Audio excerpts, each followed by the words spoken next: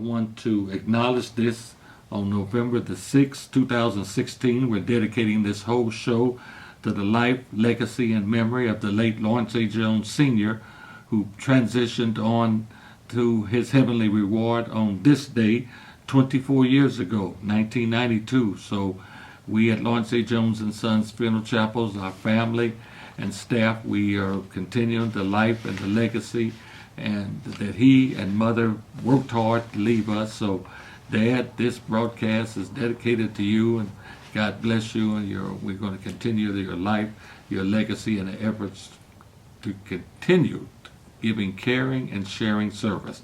Brother Stacy Rhymes, I'm very privileged and very honored today to have here on location at Lawrence A. Jones and Sons Funeral Chapels, 1800 East Linwood Boulevard. I have the privilege and honor of having with us today Councilman, our friend, our brother, the voice of the 3rd District of Kansas City, Missouri, brother Jermaine Reed, who took time out of his busy schedule to come, and he's going to come in his own inimitable way to give the Kansas City listening audience some very good, informative information. Councilman Reed, good morning to you, sir. Well, good morning to you, and it's so good to be here with you all at the Lawrence A. Jones Funeral Chapel and here in Kansas City, and my condolences, of course, to your family, as today this broadcast has been dedicated to your late father. You know, what Lawrence A. Jones means to our community is extremely amazing. The rich history in Kansas City as it relates to African American business owners, and Lawrence A. Jones been one of those, the funeral chapel. And then of course you could talk about Gates Barbecue, been around for a long time, and then of course the other funeral homes that are African American owned are a huge deal. And the reality of it is that in the black community and in every community, when you transition in life, there's only one place you're going to stop. It's on your last journey. And you all who have helped my family, probably about 3 years ago when my late grandfather, Kenneth Reed, passed away, Kenneth Reed Sr. that is, the services were held by him. But I'm sure there's so many in our community who can share the very same sentiments. And so thank you for being the pillar in our community. Thank you for helping so many families deal with the loss of a loved one sometimes, and ones who's lived a long life, or some who sometimes who haven't. But you help in providing that sense of comfort and peace and stability. So thank you, and my hat's off to the family, and living it all to its fullest and carrying this great business on. Thank you, Councilman Reed. That's quite an honor coming from you. Well, Councilman Reed, in 48 hours? 48 hours. We're going to have probably what I'm terming the most important election for African Americans, not only here in Kansas City, but in this country. We want you to come in, and with all of my listening audience tuning in, Councilman Reed, come and tell us what we're up against, what we need to do Tuesday. Well, in 2 days. 2 days. 2 days, that is, here from Sunday, you have the choice. Polls open up at 6 a.m. and they close at 7. And you need to make your way to the election poll. And if you are an elderly person and you can't make it to the poll and perhaps stand in line, statistics show that it's going to take at least 31 minutes to fill out the ballot. And that's if you're going to read through everything that's listed on the ballot and you're not necessarily knowledgeable in terms of going in. So if you can't necessarily stand in line, you need to make sure that you've done everything to prep yourself to go to your election poll. The election board offices, which are located at Union Station, can advise you of all that information, or you can stop into any public library, or of course you could get online to find out about the issues. And if you are a registered voter, I'm pretty sure you've received some mailings at your home. I encourage you to look at those. But this election is one that is of importance for years to come. You know, there certainly is a significant history that we have, of course, with voting in our country. Where, think about earlier last week, the Cubs won, and they kind of broke a curse, in terms of the World Series of 108 years, right, since the Cubs won the World Series. But if you think about that, 108 years ago, women did not have the right to vote. Yes. Let alone did African Americans have the right to vote. And so since the Civil Rights Act and since voting rights and so much more here in this country, we have the opportunity to exercise our right to vote. But not only that, we also can do it in a peaceful transition of power. And so the presidency of the United States, the highest office in the land, is on the ballot. We may not like the candidates that are on the ballot, but we have some clear choices, I would say, in this election. And certainly Hillary Clinton, who is running on the Democratic side, is a person that I encourage you to look at in terms of voting for president. And of course, Donald Trump, who is the Republican nominee on the Republican side. But we can't be fooled by the type of rhetoric that's been spewed. But then also we have to realize that there are a number of other local and statewide issues that are on the ballot. And I can go through those if you like. Please and talk do. about those for. Please elaborate what we need. That's a long ballot. It's a long ballot, and actually, and that's why I said again, the statistics from earlier this week. I went to a testing at the election board office, and so it says 31 minutes that it's going to take, and if you have not reviewed the ballot, it's going to take that long. But you have the United States Senate, which is up. Roy Blunt, who is the incumbent, is going against the Secretary of State here in the state of Missouri, Jason Kander. You have Chris Koster, who is running for governor here for the state of Missouri. Chris Koster is going against a Republican candidate, Eric Grimes. Then you also have Lieutenant Governor, the seat that's up for Russ Carnahan. You have the Secretary of State position, which is Robin Smith on the Democratic side. You have the the State Treasurer seat on the Democratic side. You have Judy Baker for Attorney General. You have Teresa Hensley for the United States Congress, 5th District seat. You have none other than our good friend Emmanuel Cleaver II. Then you have a state Senate seat that is up for state's Senate for the 9th Senatorial District, and that's Shalon Kiki Curls. You have another state senator seat for the District 11. I would encourage folks to vote for John Rizzo, who is running. Now, there are several different seats that are up for state representative, and I'll try to run through these in terms of the district seats. And for the 23rd District, Randy Dunn. For the 26th District, Gail McCann Beatty. For the 27th District, for state rep, you have Richard Brown. You have for the 28th District, Jerome Barnes. And then for the 36th District state's representative seat, you have Deron McGee. Now, that's just kind of from a state level, on the state issues that are on the ballot. And again, so that's all the way from you. So, and if you go back to your civics class, you got federal, state, and then you go local. And at the local level, you have what one would consider my position, which is not on the ballot. So I'm just trying to educate folks about what's on the ballot.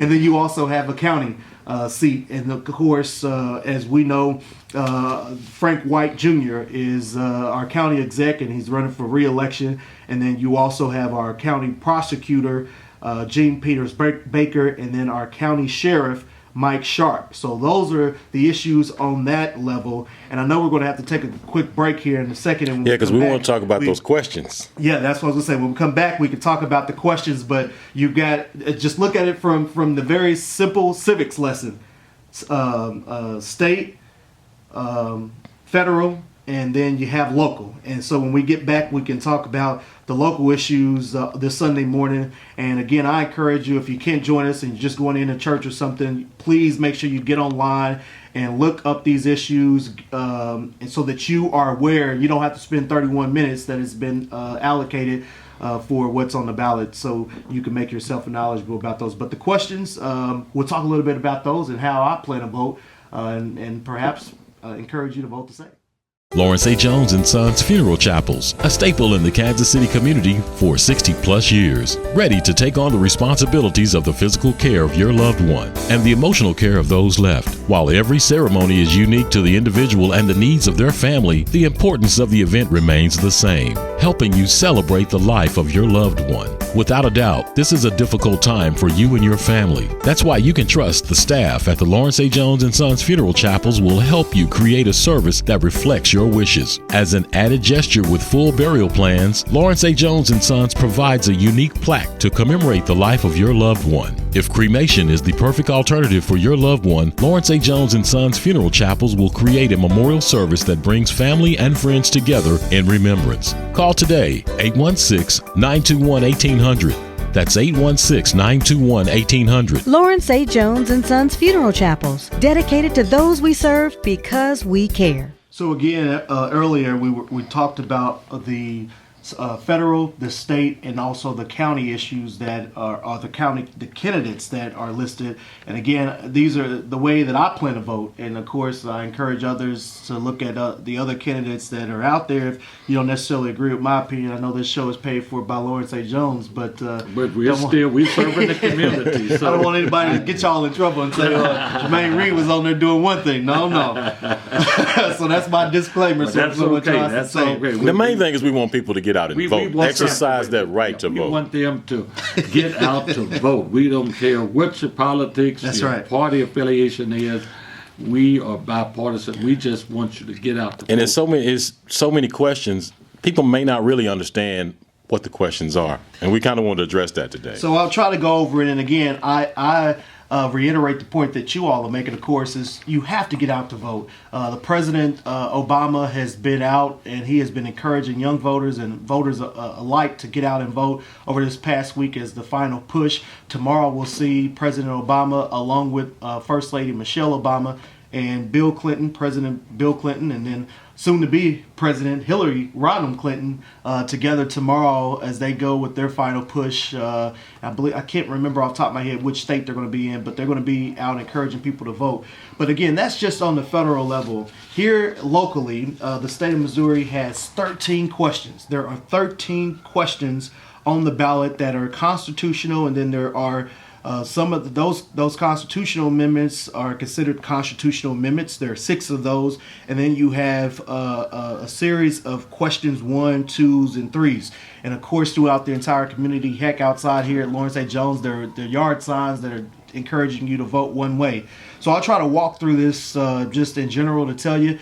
There are a group of judges that are listed on there. I would encourage you to vote yes for those judges. There's nothing necessarily controversial about the judges. So the judges can't advertise. They can't. No, they can't. They can't. So that's why we just suggest to keep in place the system that we have. Correct. And so I would encourage you to go ahead and vote yes on all those judges. Now, the amendments. The first amendment is a constitutional amendment, and we'll have a little time here to kind of go over that, but that's a constitutional amendment.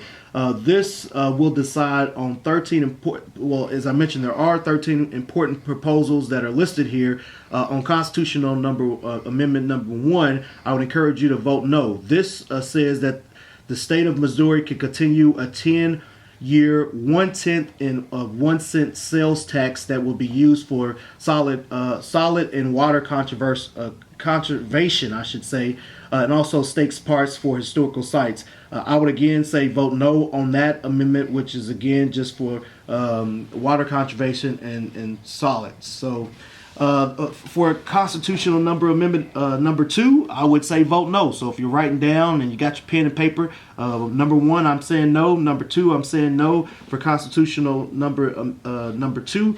This is a state constitution to amend and establish the campaign limits for contributions by individuals or entities of a political party, political committees, or candidates who are elected to office. This would propose increase state government costs by at least $118,000 annually and have an unknown charge for costs for local entities and any sort of political impact for revenues. And so I'm voting no. I encourage you to vote no on that. Now, constitutional amendment number 3, you've probably seen a lot of signs that say vote yes. I am going to encourage you to vote no. This is what is considered a cigarette tax. Yeah, that's a cigarette tax. Yeah. and- Tobacco tax. Yeah, now on surface level, this sounds good. On surface level, this sounds good. But what about the trickle down? That's where I'm trying to go. On the trickle down, let's just go down the list. This tax basically, when you hear tax, and I was talking to a friend the other day, and she says, "Look, I'm going to be voting no because I think cigarette tax should be higher, and maybe that will stop people from smoking." Well, No. that sounds good, but that's not what this is really intended to do. No. The big tobacco industry is actually behind this, and they have funded this entire campaign. Now, this would increase supposedly a tax on cigarettes each year through 2020. At which point the additional tax would be a total of 60% per pack to at least 20. It would create a paid for by wholesalers for 67% per pack and 20% per certain cigarettes as well. It would deposit and generate a tax and fee for newly established early childhood and education fund. Now, that sounds good in terms of surface level of what they're proposing. Again, for Constitutional Amendment number 3, I would encourage you to vote no, because this tax is about big tobacco, not necessarily early childhood education. The funds that will raise will only produce just $481 per child per year. And without the provisions of additional funds going anywhere, our children deserve a better plan that has been proposed here. And again, for Constitutional Amendment number 3, I would say vote no. And the big tobacco companies are at odds about this. That's right. They're even arguing about this. But they put a lot of money into this in the state. And so, again, without our short time, I'm saying you should vote no on Constitutional Amendment number 3. Constitutional Amendment number 4, it is an amendment that will prohibit the state or the local sales and use for similar tax of any service, transitional, that was a subject for sales and use for a similar tax. Now, this is a very simple potential cost for state and local government entities or unknowns that should be significant. This is one that I would say we could easily vote yes on this constitutional amendment, which is just a proposal for passage that would impact the governmental entities' ability to revise their sales tax structure, state and local entities with no savings at all or anything for that matter. So a simple yes on that one would be okay. Constitutional Amendment number 6. It's a voter suppression constitutional amendment that has been proposed. I don't think I have to go too far on Gospel 59 about voter suppression. For itself. Voter suppression. Yes. I'm the young guy in the room, but I understand what voter suppression is. Yes. And I think about John Lewis, who walked across the bridge, and all of those who come before us who worked hard so that our rights would not be suppressed. I think about people like my grandmother who had to go and take a test just to get her voter ID. We don't need to be suppressed anymore, okay? So I would say vote no on Constitutional Amendment number 6. With the short time we have some propositions Just and hit then a few also of them combat. that you think may be Gotta keep important. combat. So Yeah. I will get to the combat tax, and that is question 1. I would say yes, vote yes, vote yes, vote yes for the combat tax for renewal. This has done a lot of great things for our community as it relates to reducing crime and violence and helping with a lot of offenders get acquainted with society. And so vote yes on question number 1 for the combat tax. This is for the anti-sales tax, and commonly known as we know, of course, is combat. Question number 2, which is the county question number 2, I would say vote no on that one. It says that it's the sole purpose for establishing the Community Children's Service Fund and the purpose for providing the funds to protect the well-being and safety of our children. Again, these on surface level sound good, but are not necessarily in the best use of what I think voters should be responding to. And then for question number 3, for the county, Jackson County, I would say vote no on this as well. This is so that the county can discontinue applying and collecting the local sales tax for title and motor vehicles and trailers and boats and some onboarding. And so a lot of issues, but not a lot of time to really go over all those. That's good. But that's kind of the that's long so and much short in- version. The that's Cliff so much Notes Jermaine Reed information. version. That's so much information you've given us in a short time. But as Stacy Rhymes, as you and I know, we got the fastest 30 minutes on air. So But the main thing is people need to get out and get vote. out. We can't overemphasize enough Kansas City, Missouri listening audience. And at Lawrence A. Jones and Sons, we strongly urge you to get out. Lawrence A. Jones and Sons Funeral Chapels, 1800 East Linwood Boulevard, Kansas City, Missouri. Area code 816-921-1800. Serving Kansas City, Kansas from 2065 North Fifth Street, 5th and Quindaro. Area code 913-371-2823. Dedicated to those we serve because we really do care. God bless you. Have a blessed Sunday. Thank you, Councilman Reed, for Thank taking you. time out of your schedule. Thank you, Go brother. vote. Go vote. Go vote. And don't forget, turn your clocks back if you haven't already. If you run an hour late, you still got an hour. Don't forget to turn your all your clocks back. Do whatever you can. God bless you. Have a blessed Sunday.